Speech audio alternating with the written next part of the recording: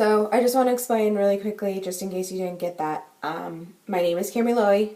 This is for DHH 638, and I am going to be reviewing my lesson for my English or my primary class, and it's for a third grade.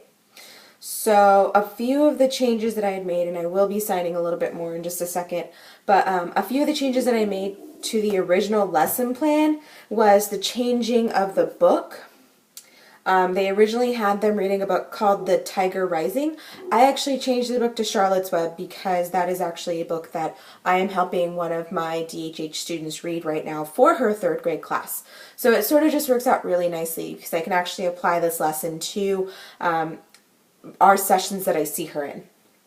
So one of the main goals that I want to teach my kids are that certain characters come and they go with, and relationships change within the story. I think that the original lesson plan was focusing on the changing of a character's attitude, but with this particular lesson, I focused on changing of friendships within the story and different elements, because Wilbur oftentimes has so many friends that he has made throughout the story of Charlotte's Web that I think it's important to focus on that, why those friendships are important in the story, as well as how they develop throughout the story.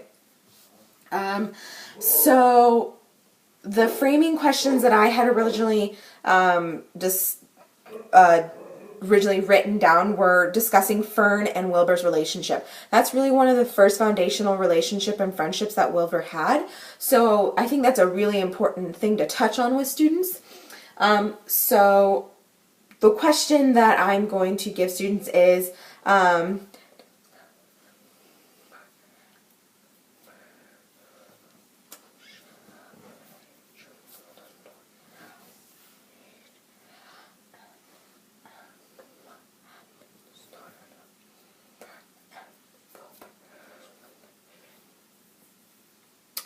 and so that question is discuss how Fern and Wilbur's relationship actually grew in the beginning of the story.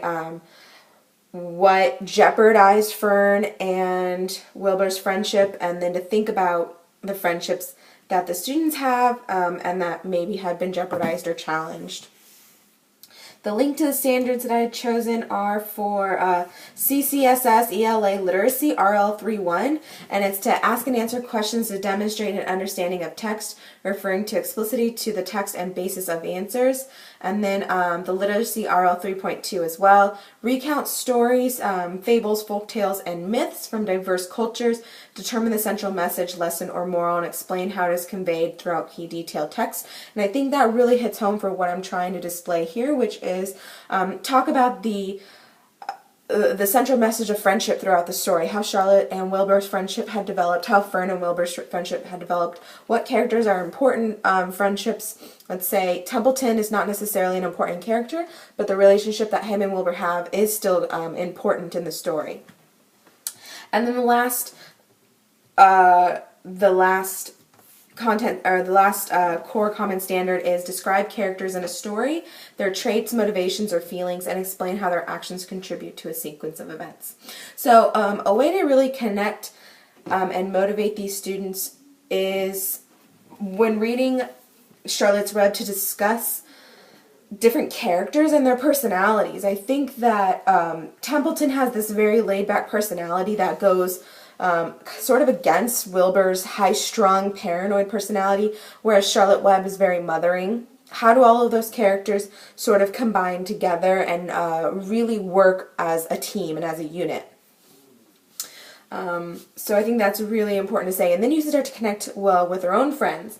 Do they have friends that are a different personality than them? Some may be more hyper, some may be more willing and outgoing, while others are more shy and like to put their nose in a book. So it's just really trying to help students compare and relate to the friendships that they have in their own lives. We also talked about thinking aloud. So I think it's really important for students to really share and relate to a story that the teacher helps give. So one of the examples that I give, and I'll actually sign it, hopefully it'll be, I haven't signed in a while because I don't have any students right now that sign, they're all oral. So out of 55 students that I have, they're all oral, happen to be. So I will do my best, though. I need more practice anyway. So one of the stories that I wanted to share with my students was how I met one of my best friends. So here we go.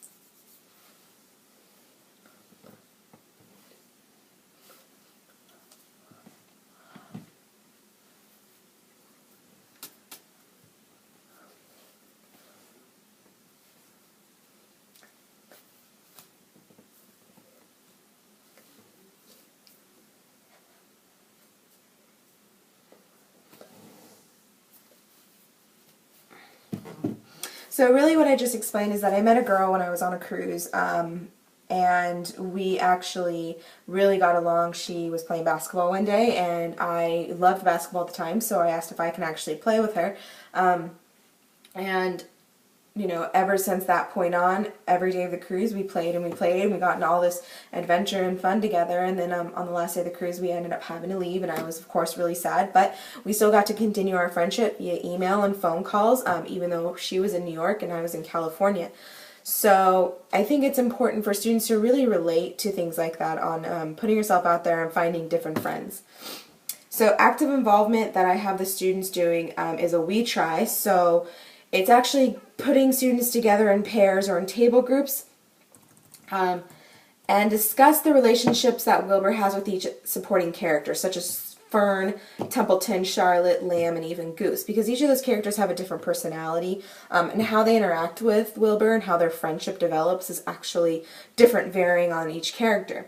So I asked them to determine why they feel like Wilbur values their friendship of each of the people, and then also is there a part of the story where Wilbur's friends are around him but he still feels lonely? Why do you think that is? I think that's really important to notice that personality differences in characters.